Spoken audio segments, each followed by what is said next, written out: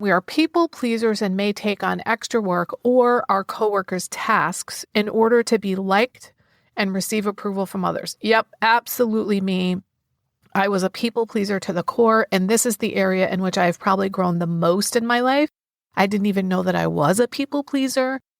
You've probably heard me share on other episodes that as I started to understand what this whole codependent thing was and what a lack of boundaries was, I realized that I really was a people pleaser, and I was so invested in what other people thought of me that I never really thought about, well, what do I think of me? Hi, I'm Barb Nangle. I want to welcome you to my podcast, Fragmented to Whole, Life Lessons from 12-Step Recovery, where I help people heal their emotional, psychological, and spiritual wounds and make deep, lasting changes in their lives. I'm the founder and CEO of Higher Power Coaching and Consulting, LLC, where I coach people on how to develop healthy boundaries. On this podcast, I share my experience, strength, and hope from recovery. I don't support or endorse any particular 12-step recovery fellowship, and I don't claim to speak for any particular 12-step fellowship. I also don't believe that 12-step recovery is the only way to recover. You might need additional help. My hope is that you'll find my words concretely helpful in improving your life, whether you're in recovery or not. If you like what you've heard on this episode, please screenshot it and share it on social media. And if you do, please be sure to tag me at Higher Power Coaching. This is episode 206, 24 Ways Adult-Child Traits Show Up in the Workplace, Part 2. Last week, I shared about the first 12 traits for adult children in the workplace out of 24. And this week, I'm going to share on the last 12. So if you haven't already listened to episode 205, you should probably go back and listen to that, maybe even check out the show notes so that you can get a little bit of context about what I'm talking about here. So I'm going to pick up now on trait 13. So I'm going to read what the trait is and then talk about whether it resonates for me or not, and if so, how. So number 13, we are sensitive and get extremely upset with any form of criticism of our work. This was definitely true for me, and it sometimes still is. And it's really not just criticism of work. It's just criticism of whatever. I have learned how to not take things personally, and I'd say I'm 80 to 90% better about that. But I used to take everything personally, especially if someone criticized my work. The farther I've gotten into recovery, the more I've allowed myself to see my flaws and be okay with them. A basic example is if I read a professional email that I sent to someone when I'm looking over their reply and I see there's a grammar problem or misspelling, I don't beat myself up. I'm like, okay, well, I'm flawsome. 14, we want to be in charge of every project or activity, feeling more comfortable when we are in control of every detail rather than letting others be responsible. Now, I am definitely a leader and I like to be in charge of some things, but I don't feel like I need to be in charge of every project or every activity. One thing that's helped me with a lot of this is business meetings and 12-step recovery. In those meetings, we make decisions through the group conscience process. This is not a democratic vote. The idea is that every voice gets heard, and whatever the group decides after hearing everyone, including the minority opinion, we believe that that decision is our higher power speaking through the group. And I really believe that because I've seen it happen so many times. And I think that has really helped me a lot with turning this trait around. Number 15, we may be the workplace clown to cover up our insecurities or to get attention from others. I'm not really a clown personally. I think I'm funny, and I don't really give a shit if other people think I'm funny. I mean, it's nice, but I don't think I use humor to cover up my insecurities. Number 16, we are people pleasers and may take on extra work or our coworkers' tasks in order to be liked and receive approval from others. Yep, absolutely me. I was a people pleaser to the core, and this is the area in which I've probably grown the most in my life. I didn't even know that I was a people pleaser. When I worked for the same boss for 19 years, I did a lot of what I will call buffering for her, which meant I didn't allow her to have the consequences of her negative behavior. I took the brunt of that myself. I'd make excuses for her to other people rather than let her deal with their wrath. And I basically took care of her because I was such a people pleaser. And it was absolutely all about being an approval seeker. I didn't know it at the time, however. You've probably heard me share on other episodes that as I started to understand what this whole codependent thing was and what a lack of boundaries was, I realized that I really was a people pleaser, and I was so invested in what other people thought of me that I never really thought about, well, what do I think of me?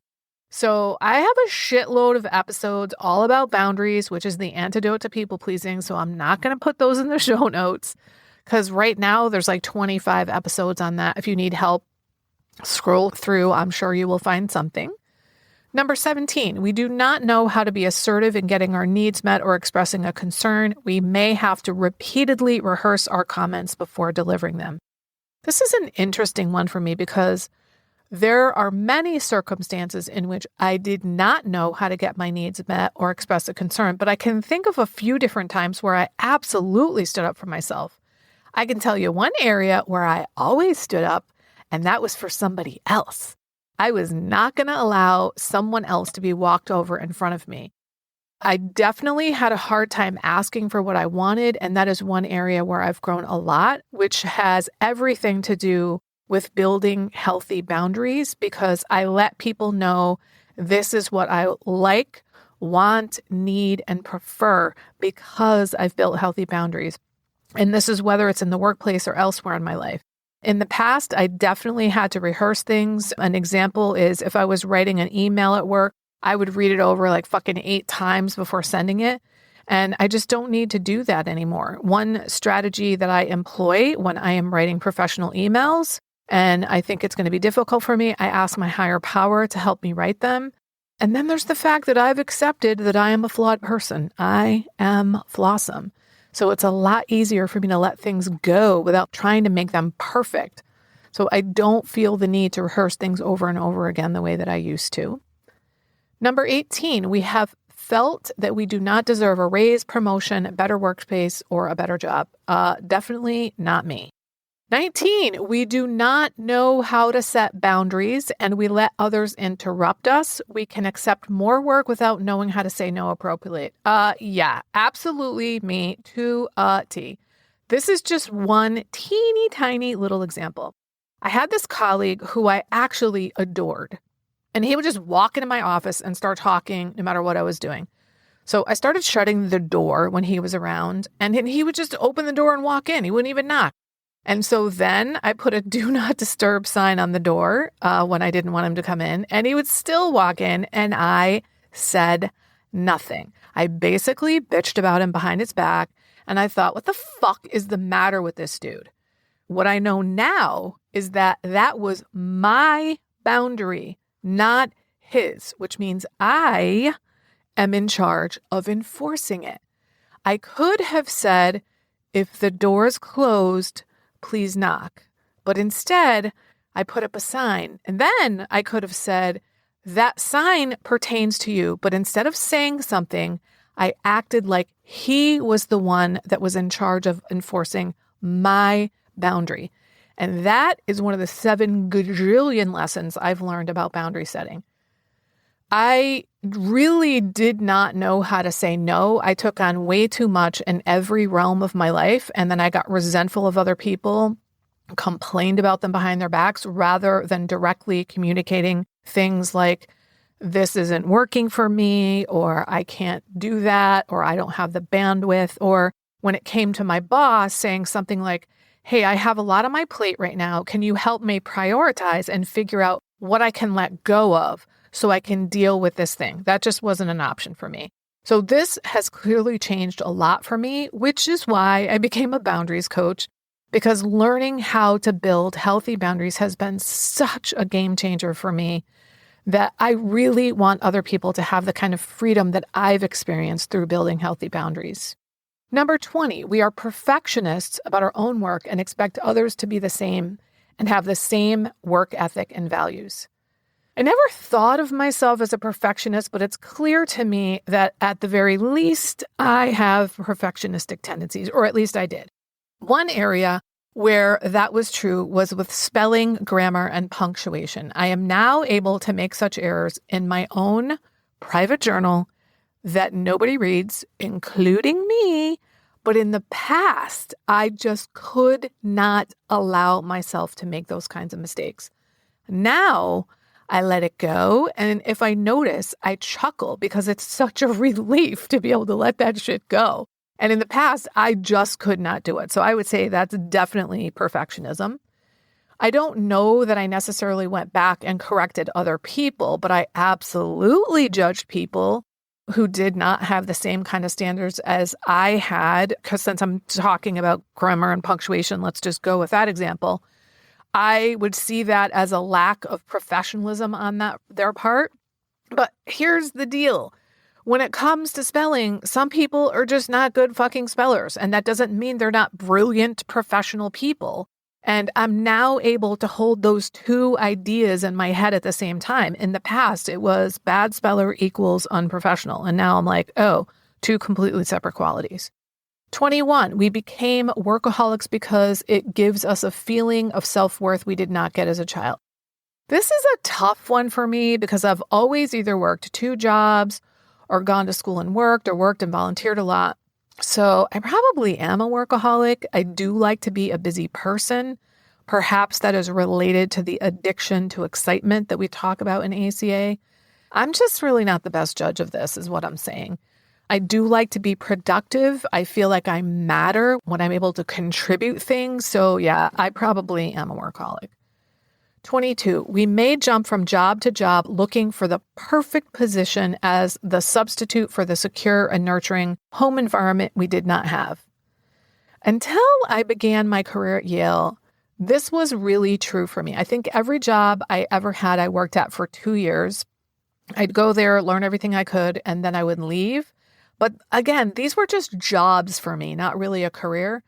I never really thought about why I did that. I guess I chalked it up to being in school from ages 24 to 37 and just needing to work around my school life. And then by the time I actually was working at Yale before I finished school there. So that pattern definitely stopped. Number 23, we get upset when people do things that affect us or our work without asking us first. Yeah, I'd say this is probably still true for me. If you're going to do something that's going to affect my work and you haven't told me about it, that bothers me. I can't think of an example, but on the face of it, this sounds kind of normal. So maybe the fact that this sounds normal to me tells me, yeah, I have this trait. 24, we have a high tolerance for workplace dysfunction and tend to stick it out in an unhappy job because we lack the self-esteem to leave. Yeah, this was me for sure. The whole reason I did this inventory in the first place is because I had that realization that every fucking place I ever worked until I got into recovery, I either got traumatized or there was some really serious drama going on there, which goes to show that I have a really high tolerance for workplace dysfunction. In fact, I had a high tolerance for dysfunction in general. I have just learned through the process of recovery, I don't have to live up to that tolerance any longer. In the past, rather than leave, I would just put up with people's bullshit behavior and then talk about them behind their back or bitch about them. Now, that's it for the list. Now that I've gone through the list, I will share again, which I did a couple episodes ago, that when I took a look at all the jobs I had and which of them I experienced which trait, I came up with my top 3 workplace laundry list traits. And they were, first, authority figures scare us. We're afraid when we have to talk to them. For me, it's mostly about not trusting authority figures. And if you don't trust them, that is pretty scary because, well, they have authority. My second one was number 24 that I just talked about, having a high tolerance for workplace dysfunction. I think you get the point there. And my third most common trait was we get extremely upset with criticism.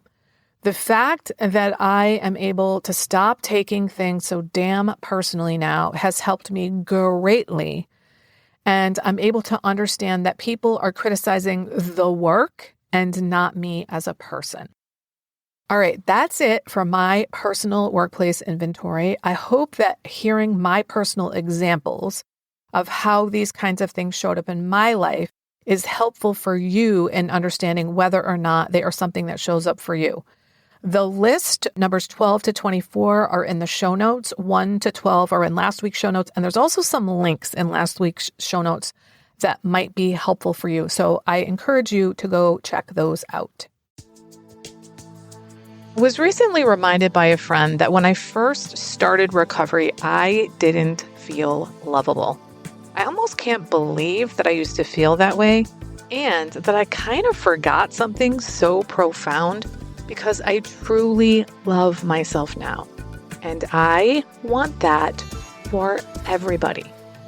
If you don't love yourself, there's literally nothing that can make up for that. I created something exclusively for my private clients since many of them don't love themselves. And I've now opened up my private vault to share it with up to 10 people individually. It's called the Self-Love Sprint. You'll grow to love yourself and truly feel worthy so you can stop saying yes when you really want to say no, stop neglecting yourself and putting everyone else first. Stop saying all kinds of nasty shit to yourself. That is not what people who love themselves and feel deserving do. You'll stop being afraid that others will think that you're selfish for taking time to care for yourself. This is also for you if you don't really know who you are because you've always been such a fucking chameleon. Go to higherpowercc.com/love sprint. Remember, I'm only offering 10 of these, so don't wait. If you like this podcast, and I'm guessing you did or you wouldn't still be listening, then you're gonna love the other things I have to offer. If you'd love pre-release podcast scripts and episodes before anyone else gets them, or if you'd love access to content from my private vault that I developed exclusively for my private clients, which is like having a work session with me without me actually being there, go to patreon.com/higherpowercoaching. There are 3 tiers ranging from as low as $4 up to $24 a month. You'll also love my weekly newsletter, Friday Fragments, which has content very similar to the podcast. You can check it out at fridayfragments.news. That's fridayfragments.news. Please like and subscribe to my podcast on your favorite podcast outlet. I'd also love it if you'd leave a review, which you can do either in the show notes or on Apple Podcasts. It really helps other people find my podcast so they can get the benefits you've gotten from listening. If someone came to mind when you listen to this particular episode, please share it with them. And my favorite place to hang out on social media is Instagram. I'm at Higher Power Coaching. Please DM me there. I'd love to hear what you got from this episode. I run group and private coaching programs on building healthy boundaries. Whether you need help with boundaries in your personal, professional, or romantic life, I can help. Head on over to barbchat.net, where you can hop onto my calendar for a free 30-minute Better Boundaries consultation. My ideal client is someone who is ripe for change. If that's you, I would love to work with you. My goal with all my work is to help you make lasting changes in your life like I've made deep, lasting changes in my life. Remember, it's never too late to recover. No one is beyond hope, and healing is possible. Thanks for listening.